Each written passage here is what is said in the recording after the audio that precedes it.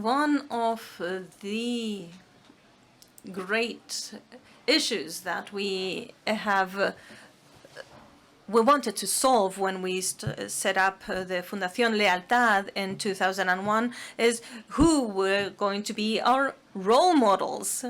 Who could we copy? By our training, we decided that we should focus in the United States, and we looked at what they were doing in that country. Back then, in the United States, they used to have BBB, it was Giving Alliance, and these were the bases for our Fundación. We invited their presidents who came over for 3 weeks. He taught us what they were doing, and then we started the natural process, which is adapting what they did to the Spanish situation. And one of the main changes that Anna has already announced earlier is the public information in the United States and in many other countries around the world in Europe.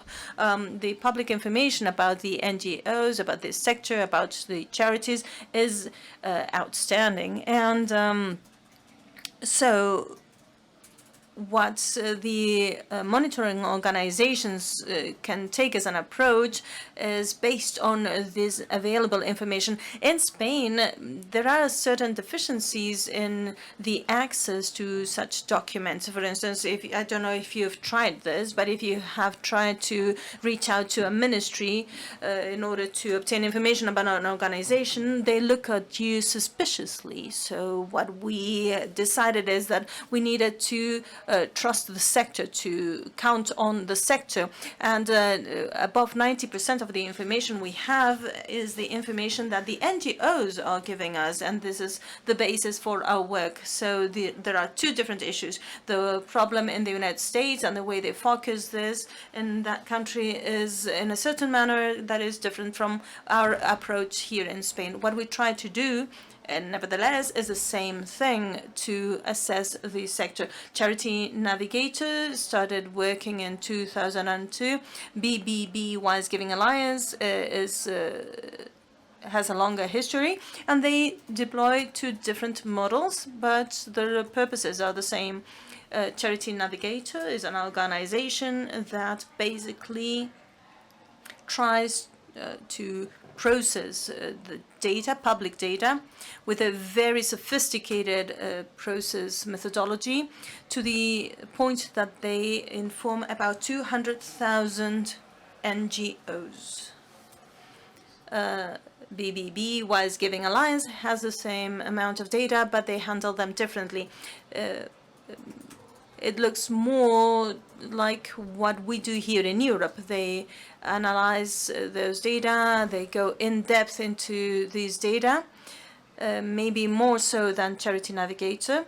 I think that Charity Navigator has around 11 million single visits to their website. BBB was Giving Alliance has over 2 million.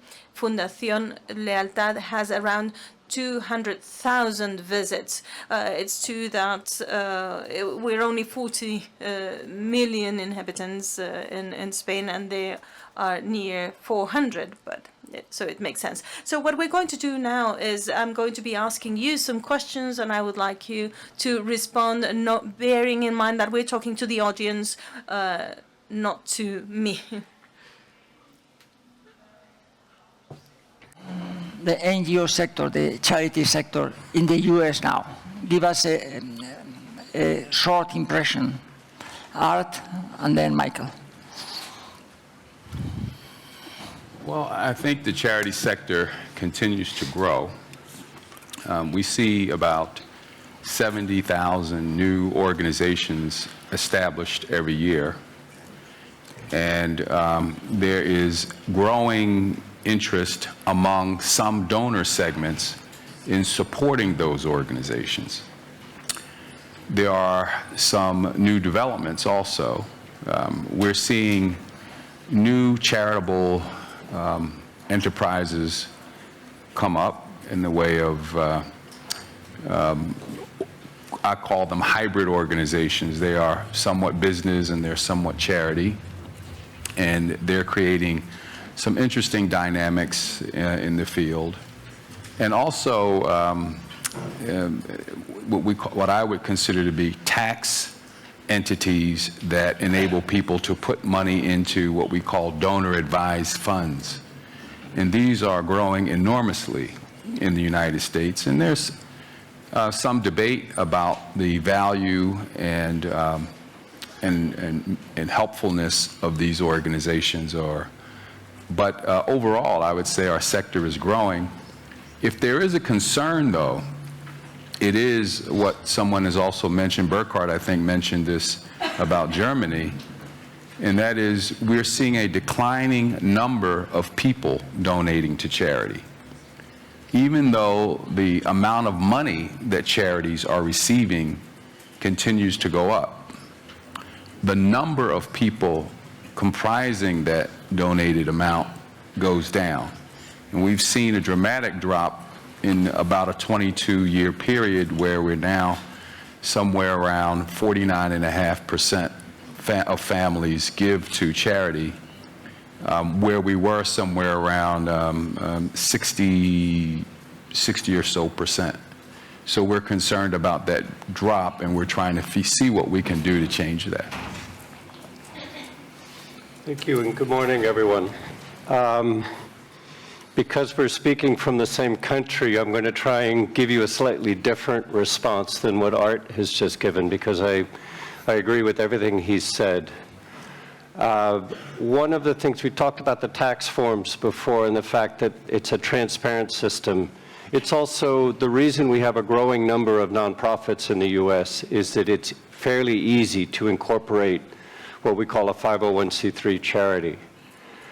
The reality, though, is that the vast majority of charities in the United States are really quite small, and similar to any startup enterprise, 80% of them go out of business in the first 5 years. So what that means is it's not an efficient sector. We have a lot of overturn and a lot of great intention and money that goes into the sector that doesn't necessarily lead to longevity and sustained improvement in what we do. As evaluators, this creates challenges, because how much can you evaluate an organization in its first couple of years, right? So that's one of our challenges. Other trends in the spirit of some of what was said in the earlier panels, I actually love this sort of the meeting in the middle between corporations becoming more social and social enterprises becoming more corporate-like. You have to be careful how you say that. It can be a bit of a trigger argument. But what's happening there is that the job of doing good in the world is becoming everyone's job and everyone's responsibility. Going back to the Edelman Trust discussion, we're seeing the lack of trust that we have in our government in the United States means we're leaning on business and social enterprise as a safety net, as a means of actually making a difference and improving our situation. So that's important.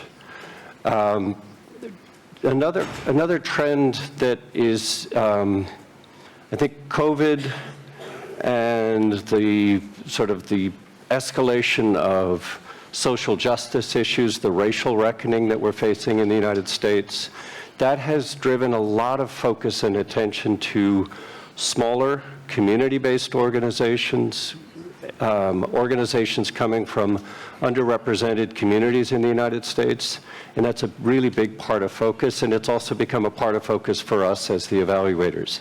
How do we shine a light on organizations that have been invisible for the most part, because it's the large established entities that have really been leading things.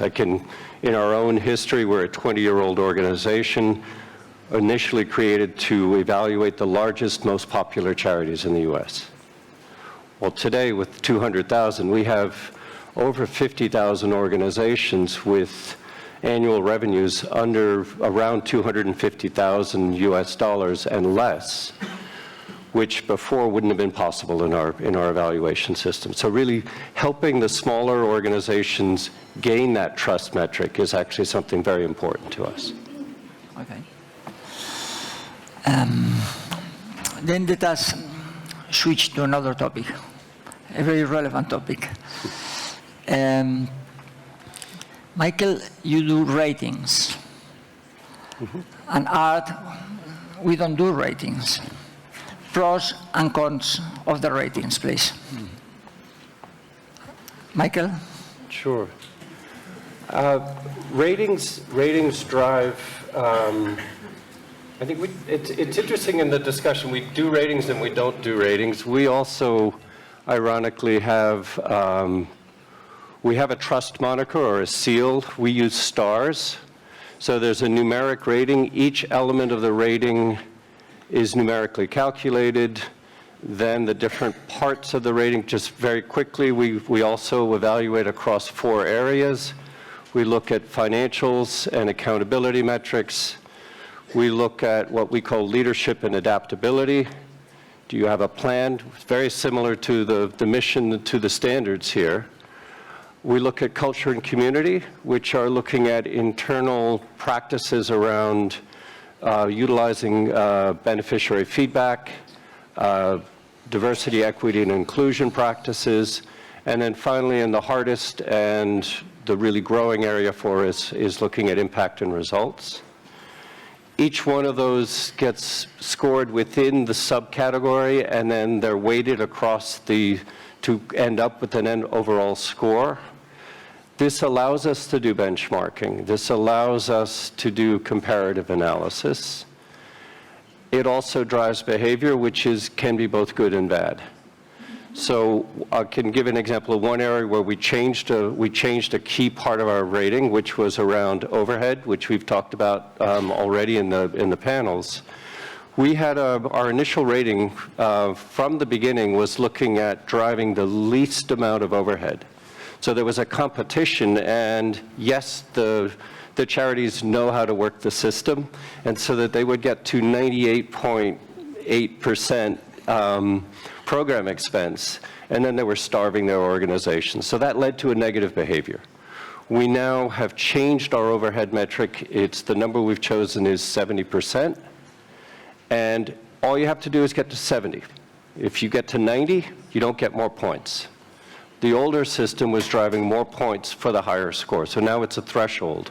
And so that's almost in the spirit of principles. Really, in principle, you're getting it right, but stop at that point. And so I think that's where I would say the short answer to your question is ratings drive behavior, whereas, and that's something that you have that's both good and bad.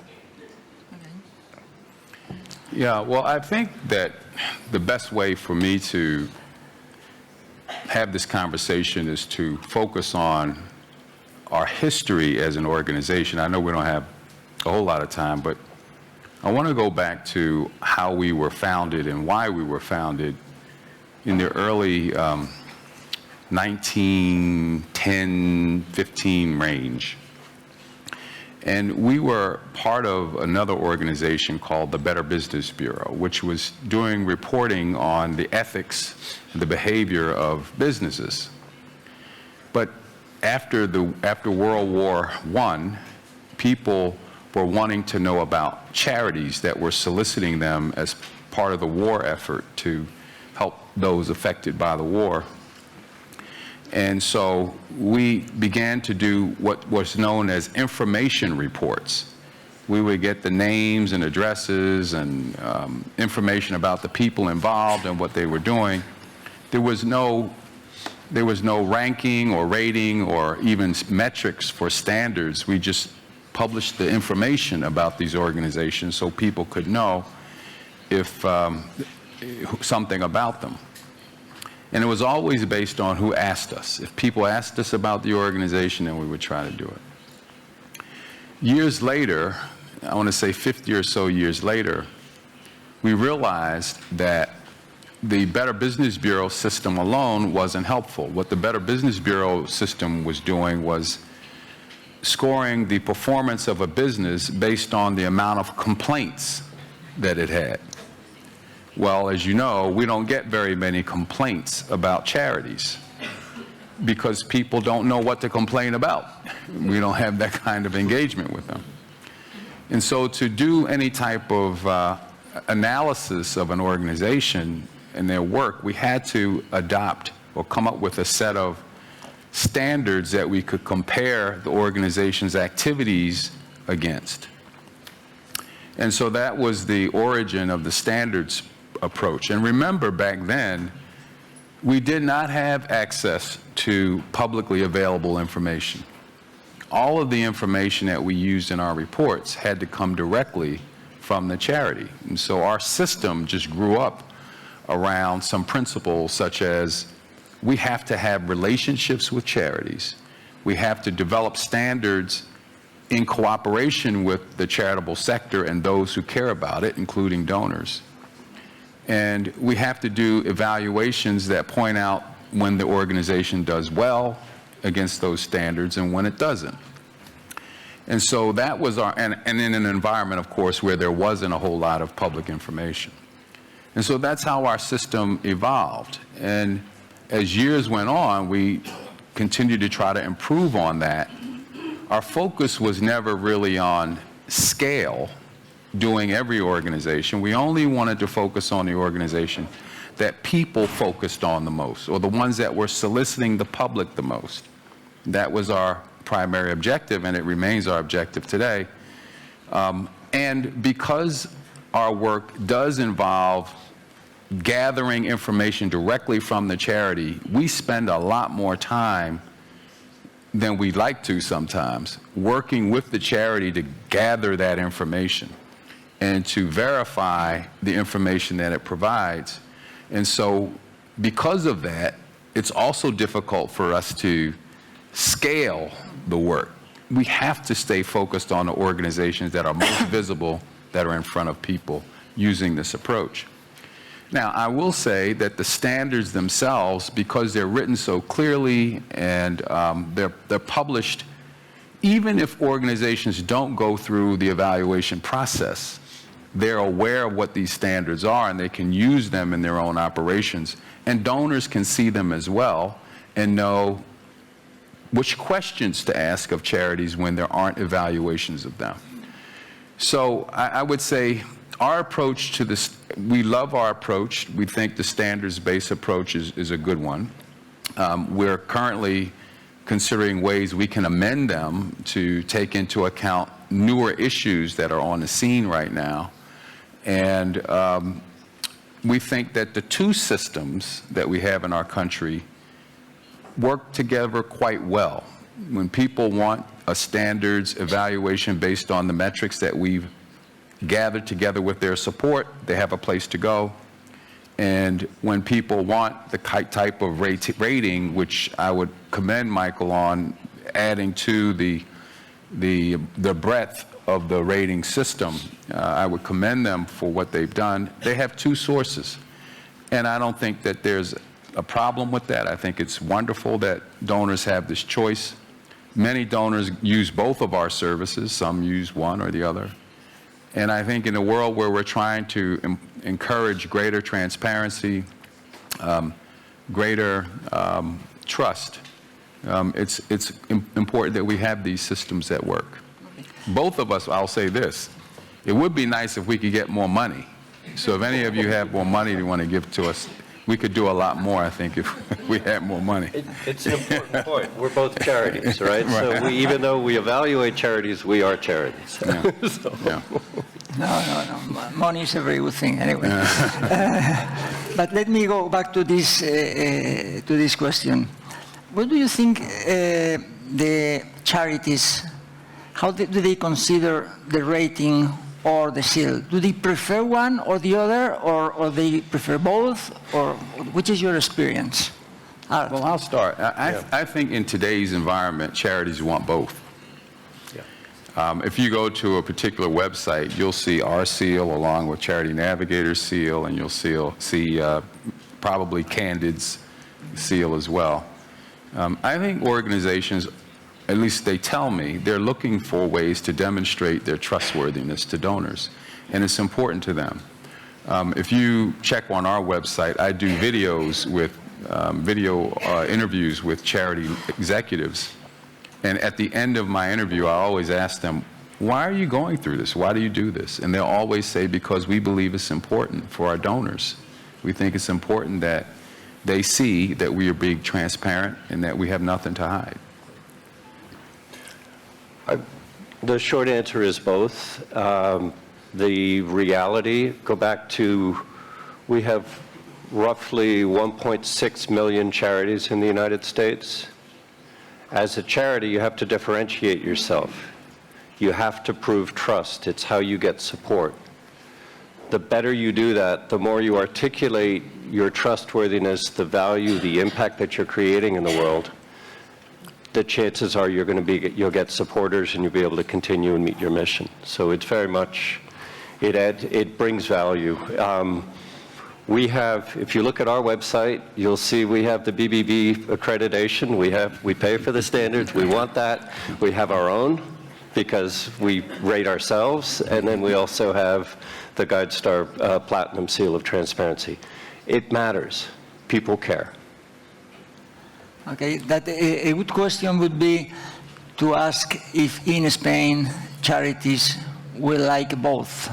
I may be wrong, but my impression is that we are not prepared to ratings yet. We are not prepared for that. I think so. But we will see.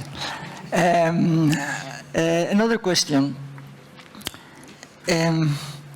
What is better for the donor? Which system is better for the donor? That means you give information about 200,000, you have beacons for charities. At the end of the day, you have 11 million visits to your webpage. And Arr, you have like 1,500 charities with a seal. You have 2 million visits. It seems that you are putting your resources, you make a bit more information, and you need a bit more of analysis. You also do analysis, you also do information, but you are employing more resources on information and you more resources of analysis, to put it in black and white, okay? What do the donors prefer? Which is going to work better for the donors, for the NGOs? Maybe there is a difference between institutional donors and individuals. That is the question. Michael, you start. Sure. I think so. One key element of what Charity Navigator, our core focus is to make impactful giving easier for everyone. So we have wanted to take a broad-based approach. We have wanted to, particularly with my background is in technology and the use of technology for social and economic change. We had access to large amounts of data from the tax filings from the charities. And the other thing, not just the filings, but the filings are now electronically filed by the charities. That's a mandate from the US government. So that allowed for us to take what had originally started 20 years ago by hand copying the forms that the charities had filled out to actually automatically ingesting that information and running algorithms across it. That helped us go broader. When I first started at Charity Navigator, we rated 8,000 organizations. That was roughly 8 years ago. And I would hear people say, well, I only give to Charity Navigator rated charities. And I was thinking, wow, we rate 8,000, there's 1.6 million. We're not even at 1%. And there's so many great charities out there. Are we actually doing a disservice? Because we're not covering enough. The other part was looking at how do we make our ratings more meaningful? And this is a whole separate topic because the tax forms are interesting, but they're not giving you impact data. They don't tell you what the charity actually accomplishes. And so I'm drifting from your questions. I have to come back to it. I think what we have found, because we're trying to satisfy a lot of donors, we're trying to do that to start them on their journey. We're trying to help them find a decent organization. Our inquiry to the users that we have is really trying to understand how do they use our website. Our own analytics and actually studying of donor behavior shows that many aren't digging into the deeper details. There's a small percentage that really care about the details. We have it there for them. They can get at it. But many are really looking for, tell me that this organization that I've already know about, that they're okay. And give me some basic parameters to look at to validate that. So that's, for us, we find that the broad coverage is important. A lot of that happens automatically, and then a lot of it is donor-driven. So if we get, we would rate new charities. We had a way to vote for an organization that wasn't covered. Because part of the rating happens automatically, that we can do by ourselves today, but the more interesting and the richer data set comes from the charities themselves or data that they've supplied to a third party that we are then buying from that third party as part of our ratings process. That was an odd response to your question, but I tried. Well, I think we are always pushing a snowball uphill in the work that we're doing. First of all, people generally give because they're moved emotionally to make a gift. And so when you ask the question, what's best for donors, that's very hard to say because most of us are giving not because Michael says they should give or because I say they should give. They're giving because something moved them to give. And when they check out our resources, they're already predisposed, I think, generally to give. And what they want is some assurance that that emotion is not going to be displaced. But even there, that's only a small segment of the donating public. Very small segment will use any source before making a donation, which is perhaps why we really think one of the things we do in our work is so important has to do with the appeals. The fundraising appeals are really important because most people will only read the appeal or listen to the appeal if it comes over the airwaves. And they'll make that decision solely based on that. And so we think as a standard or as a monitoring organization, it's important that we pay attention to those appeals and that we make sure that they're not misleading or giving bad information or promising something that the charity is not able to deliver, because that's what people are going to rely on. So we push that. The second thing I would point out is that even though there are a certain number of people who use our information to make decisions, the truth is that charities are going to be the source of why people make gifts. It's not going to be the monitoring organizations. And so we have to continue to promote good behavior in the charities so that ultimately the people won't be misled by them. And I think that is sort of where we are today. And even with the Edelman Barometer, and by the way, we do our own donor trust report. And I want to just call out my colleague here. She won't want to stand up, but I'm going to make her stand up. Elvia Castro, who's a member of the ICFO Board of Directors, she produces, it was her brainchild to produce the BBB Wise Giving Alliance or the Give.org Donor Trust Report. And so we publish these reports every year to get a sense of how people think of trust in charities in the United States and in Canada. And we see from these reports that people are fairly consistent in what drives them to give. And it's usually something emotional or someone from a family suggested that they give or a friend, and that's why they do it. Our work as monitors has to be to drive charities to do well by them so that people will never have to look at a report by us or anybody. They can just trust that the charity's doing the work the right way. So. That is a very good answer. Yeah. Well, in Fundación Lealtad, when we started our idea, I asked this question. Let me explain why. Okay.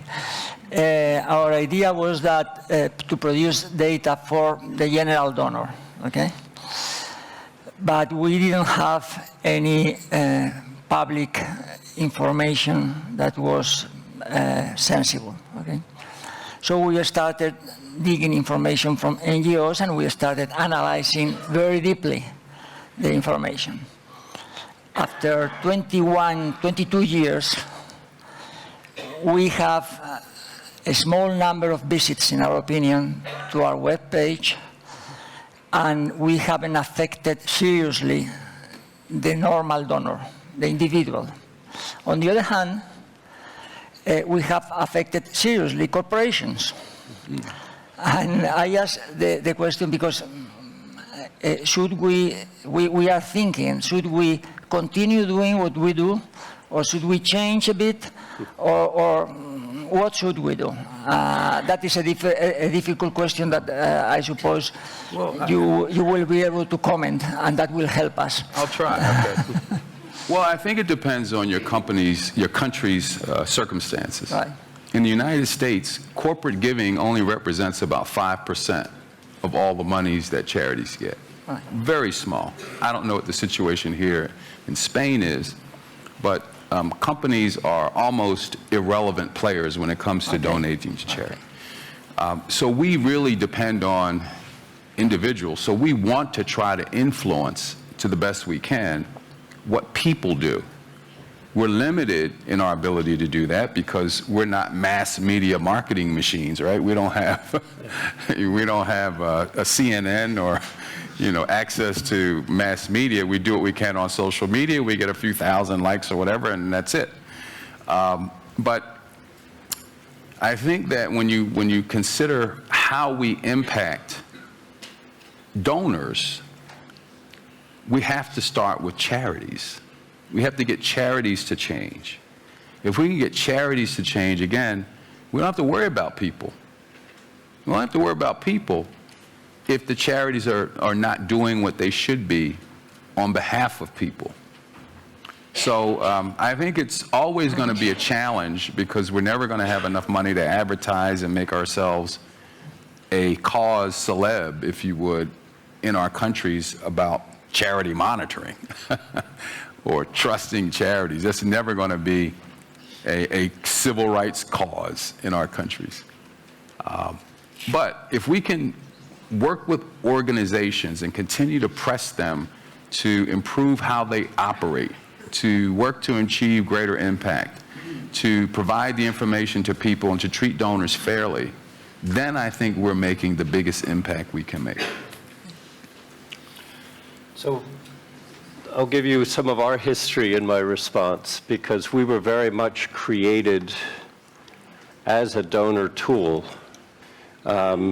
And our founder came into significant wealth and started giving back, and then realized there was no one to help him figure out where the good charities were.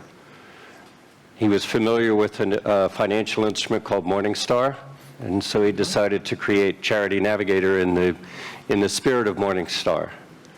Two caveats, though: never charge the charity, never charge the donor. So remove any potential or real conflicts of interest and create that. And so there was a very conscious choice. It was the individual donor that was our core audience. And that stayed true for the 21 years we've been in existence. I would also say we went through a strategic planning process about 3 or 4 years ago now, 3 years ago, and we revisited who was our core audience. Because what we were seeing was our audience was both the NGO and it was the donor, and we said, all right, we have to choose. So we used our own methods on ourselves and basically said, pick, and then measure yourself on that. And we chose the individual donor, and we were very conscious about that.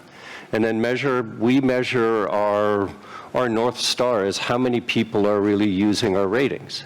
So we want our rating, not just it's a core value also, we want to be useful. This has to bring value to people. And so that was really important to us, and to see that. I think the other element is in how we're all doing this because we're trying to make the world a better place, right? And to Art's point, the charity, the corporates are a smaller segment of the donor population. We want to influence where the money is influenceable, right? And so our core is the individual donors. Our core is also at risk right now. One of the other data points that Art made earlier was that less than 50% of American households are giving. That's a huge problem. I mean, that's an existential problem for us because that individual donor may be going away, and so we may have to shift our focus as well. The last piece I'll sort of throw in as an idea in a response is it's something coming more, we do something similar to what our colleagues in Germany are doing, which is we have an advisory system when bad things happen. BBB also does this. This is a lightning rod for media. Media comes when and the media in the United States tends to want to tell stories about bad things happening in the charitable space. It's unfortunate that I get called to speak in front of mainstream media about how to protect yourself from charity scams. I'm okay with it because it gets us in front of the media, and then we can point them towards finding good charities to give to. But the fact that you need some kind of system to protect the integrity of the sector, and that's proved to be valuable, and also it's very consumer-centric, right? The people care about this, and it draws eyeballs to your websites. Okay. Yeah. Well, I have to say that the behavior of the media is exactly the same in Spain, okay? So it's not very helpful. Last question before we go to questions from the audience. Which is the role of the Twitter, Facebook, TikTok, of the social media in your organizations? Well, I think we are trying to do better in providing good information in social media. We try to push our information out. But I'll admit, we're at a very early stage in understanding how to do that well. I don't know if people tend to look at social media for those purposes. When I think of Twitter, for instance, it looks like a place where all celebrities go to post about themselves. Facebook has become sort of a wasteland for people who don't know what to do with their time. And I mean, if I post a picture of my wife and I in Spain, we get hundreds of likes. But if I post an article about a charity, I get one. So, and you've probably seen the same. And and LinkedIn seems to be growing in popularity, but you don't want to mess it up by publishing the wrong thing and be embarrassed. So, I think the social media world is in flux. Whether we can use it for any real advantages, I don't know, probably at this point questionable. We should try, I think it's questionable. I do want to make one last point though. I think the biggest impact we can have with donors is our charity seal. The seals are everywhere because they go out on the solicitation. So if people never come to our website to see a report, they will see the logo. And they go on written appeals and websites and everywhere else. So that's a bigger impact that we have than just the websites themselves. I'll just, in the interest of time, just on that last point, it's meet people where they are. So we use every possible social media channel we can. Our first TikToks were launched about a month ago. So we're finally, now we're doing TikToks in 2023, which I never thought that would be possible, but I have a dedicated individual on my team who just really wanted to make it happen. So look for Charity Navigator on TikTok if you want. But Facebook is useful. Twitter, we want to get the information wherever the people are. So I have all kinds of opinions about the different social platforms, but we're just going to get our information out there. And it is the seal, it's the rating, it's the information you provide. Okay. María Eugenia. Sí, tenemos preguntas desde... Yes, we do have a few questions from the audience. A frequently asked question.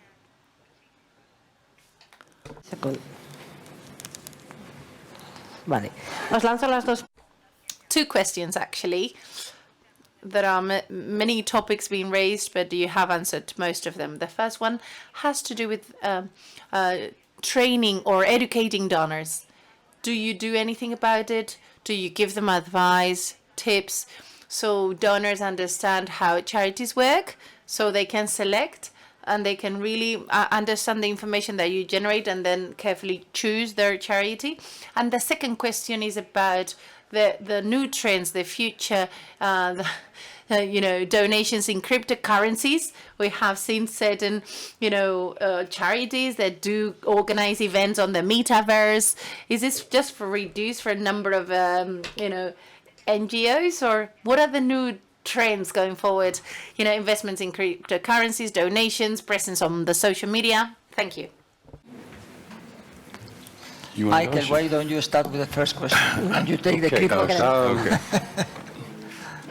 I got lost in the second question. Repeat the first question. The second one was about cryptos. cryptocurrencies. Crypto donations. And then the first was? Training. First was for training. the donors, Yes, tips, donor training. Tips for the donors. Yeah. So real quick on this.